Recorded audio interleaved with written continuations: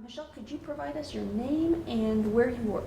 Yes, I am MichelleAnguiano. I work at El Paso First Health Plans. It's one of the two health maintenance organizations in El Paso, Texas. We are a nonprofit organization, and I have been there for 4 years. And can you explain to the students what a health maintenance organization is? A health maintenance organization is that company that takes care of the healthcare needs of the population. So we have a membership of clients that qualify for Medicaid and CHIP programs, amongst other programs that we handle. What we do, we are that person, the middle person, I guess, between the state program and the providers, and we actually handle all of the issues that they go through, the healthcare needs. We go ahead and see how we can issue their ID cards, the administrative, and then we approve whatever, depending on the condition that they might have. We have a pre-authorizations department that actually handles the healthcare of the population. So we're a pretty intricate organization that handles a lot of the aspects of healthcare needs of an individual. And can you explain your job description and how your position fits in this intricate organization? My job is as a Texas Health Subs Coordinator. This is a Medicaid program. So the Medicaid program came about because of a lawsuit to the state of Texas. What happened is that a mom unfortunately lost her child, and she claimed that she did so because she didn't know that she had to vaccinate the child. So the state of Texas decided to, because there was a lawsuit, of course, the mom sued the state.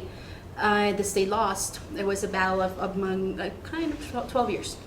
The state lost, so they decided to come up with a program for this to never ever happen again. Never have that claim of a mom that says, well, I don't have anybody who taught me about prevention. Nobody told me I should have done this or that. So this program came about. It's a pretty comprehensive preventative program that has very different components. It's not only what parents call the sports physical. It's more than that. It's immunizations, it's health, anticipatory guidance, and education. It includes also the fact that the doctor actually speaks with the mother and the dad, whoever's the tutor for the child, about the necessities of what's going on, developmental, mental health. So it's really broad. It's a wonderful program that I'm in charge of educating the providers about. So what I do, I go to the offices, I provide them training on billing, I provide them training on the different updates, policy So updates. just for clarification, the providers are the physicians and their staff? Yes, exactly. And since we have so many doctors, it's not only the MDs, we handle licensed practice counselors, we have all kinds of specialties, of course. Your podiatrists, your cardiologists, your OB-GYNs, nurse practitioners, advanced practice nurses, the whole spectrum of healthcare. But I deal primarily with pediatricians, family medicine, internal medicine. So it's pretty interesting. Big job. Yes. As far as the 7 areas of responsibility for a health educator, which responsibility area do you tend to practice most, or responsibility areas do you tend to practice most in your job? I am the resource person. Oh. I am the resource person for the program. Not only do I talk to my department, which is provider relations, but I talk to member services, to health services. So I am that person who they go to whenever something comes about the program, there's a change, there's something going on, they come to me as far as, they try to understand the updates, and I keep them up with what's happening, complaints and appeals. I really have a relationship with all departments across the organization. Plus, I am the one that actually plans and also implements health education strategies based on the needs that I see, as far as doctors being so unaware and just, sometimes disassociated from the politics of, sometimes the programs. I'm the one who goes, talks to the doctor, and then talks to the staff. I try to make the doctor understand why it's so important to make sure that they know and they comply with the different components. They document the medical records, and then I talk to the staff. And it's just a very different approach that I take. Talking to the doctor is very different than talking to the staff. And usually doctors, of course, are more centered in patient care, and usually documentation is something that, unfortunately, right now there's more of a leaning towards documenting more than spending as much time with the patient, because of so many rules and so many guidelines as far as the different programs that they have to abide by. Okay. And can you give us a background of your education, starting from your undergraduate work to what you're doing now? I started my undergrad back in 2001, and I decided to, since the beginning, to start with health education. Along the way, the degree changed into health promotion. When I graduated in 2006, I graduated with a Bachelor's of Science in Health Promotion and a minor in Community Health. And where did you do your internship for your minor in community health? My internship, I conducted it at Centro San Vicente. It's one of the federal qualified health centers in El Paso, and what I did, I was in charge of actually implementing a cervical cancer prevention project. It was a very rich experience that made me realize that this was entirely my passion, to educate the community and to make sure that I had the skills and also the way to bond with them, that I really had something to offer and that they could take something away from whatever I was telling them. Besides, I guess, the really usual kind of terms that they see a lot of in social media, something that was meaningful to them so they could go ahead and understand how to put it in practice after they were gone. And that fulfilling experience was wonderful because I also got to take that project to Juarez. So there was, Dr. Thompson was the one who mentored me along the way.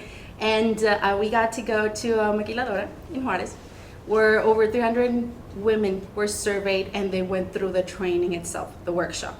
It was amazing because we had the experience of comparing what Mexican women in Mexico know about cervical cancer and women's health compared to women who are Mexican too or Mexican descent here in El Paso, and where you would think perhaps women here have a little more information, more access, more open to receiving that from the media as well.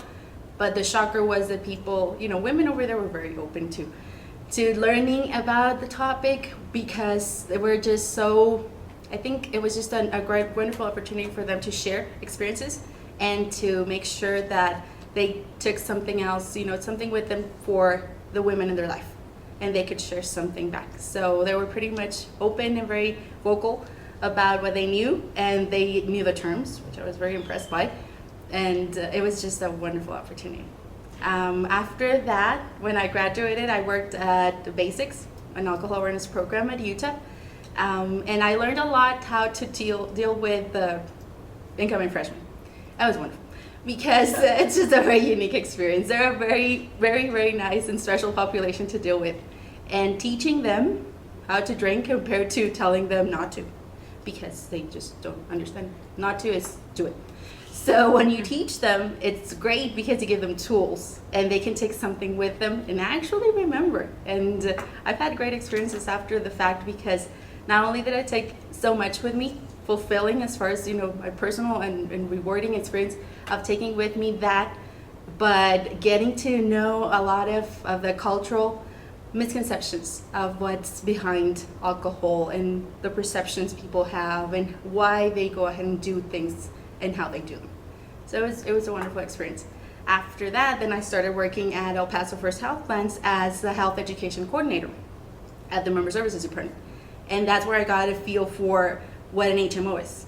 I had the background through classes in the undergrad, but I had never thought that I could, as a health educator, make an impact and be part of an organization as such.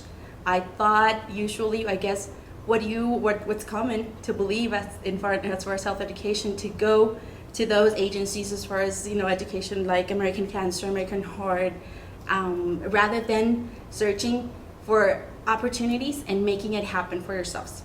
So it was a wonderful opportunity to start learning about what an HMO is, start to develop different plans, and then from there I had the opportunity to move to the Provider Relations Department as a representative. So I started just dealing with doctors at the beginning, and then I got a promotion as the Texas Health Steps Coordinator that I am right now. So I've been really blessed, and it has been a great opportunity. Things haven't been as typical as you would think, but I consider that I was the one, because of my background, that created the opportunities for me, for myself. So I started networking, I started developing even more what I learned during my undergrad, as far as, getting in touch with people, getting to bring a little more, to the plate, and not just doing what's established, but going beyond that and trying to design new things, new ways of doing things. Whereas it can happen, doesn't work.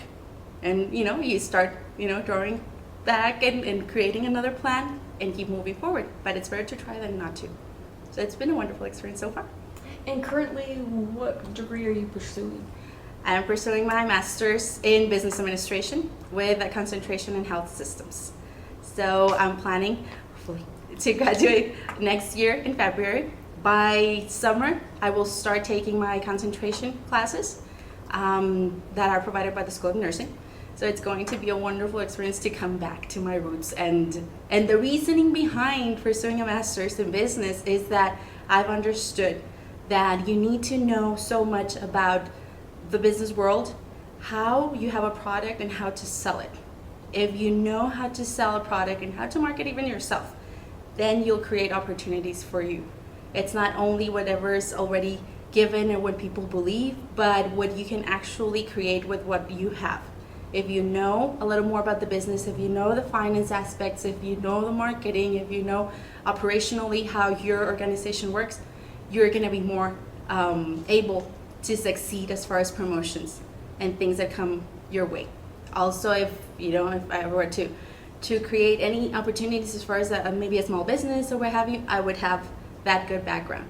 And why health systems? Because I just love health. So that's just something that I needed to stick to. My future plans as far as education are to pursue my PhD. And I'm exploring at possibilities and different opportunities, but I want to go back to my roots again and do health education.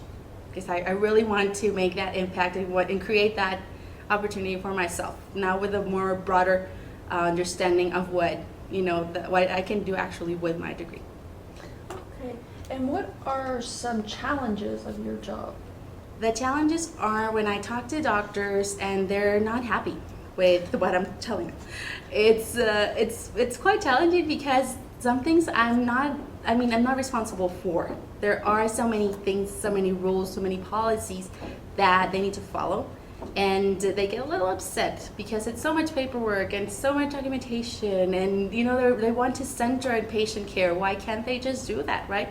And I understand their point of view, but I try in the nicest way possible and with as many tools as I have available for them, making it easier and giving them a little more just so they can also provide the best healthcare possible and try to forget about all those, the typical documenting and a lot of administrative things that they really don't like to deal with. The staff is challenging as well because it depends on the level of education of the staff. It depends on who the administrator of the office is, whether sometimes it can be a wife, sometimes it can be a relative. So it's challenging that way because they try to understand that yes, it's a business, but they have other things at stake. I mean, they think that it's more what their husband, what their brother, sister, what have you, is doing, and that you're trying to take away something from them. And it's the complete opposite. When I go, I just try to make them feel at ease and that I'm going to provide them the best resources, the best help possible. And sometimes, yes, I'm not going to give them great news. And I'm sorry, but it's just the nature of the healthcare field too. Things are not easy and things are getting a little more complicated, but we need to learn that everything has an impact.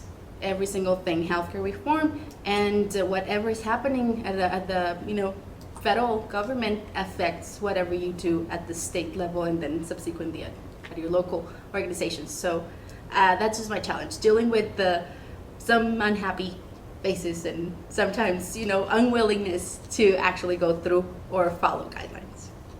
And conversely, what are the rewards of your job? The rewards it's just the faces that I get, the happiness and the smiles and the fulfillment of them actually following my advice and making a difference. I do, for instance, there's a report that I provide them, a progress report to the doctor's offices, and I tell them where they're standing. The program itself has a variety of ages. So it starts from newborns up to 20 years of age. When I go to the offices, I provide them a very detailed report that tells them per age group how many of their members, how many of the clients and patients in the panel were due for a medical checkup, and how many they actually provided. When I give them a number at the beginning, that's one of the challenges. When they tell me there's no way I'm so low, and I tell them, yes, I'm so sorry. I tell them, let's go ahead and do this. Let's move forward and utilize this or that tool that I offer you. And from there, we keep moving forward. When I see that they're actually following advice, changing just the way they do things, and they get a greater number the following time I go with them, that phase is just priceless.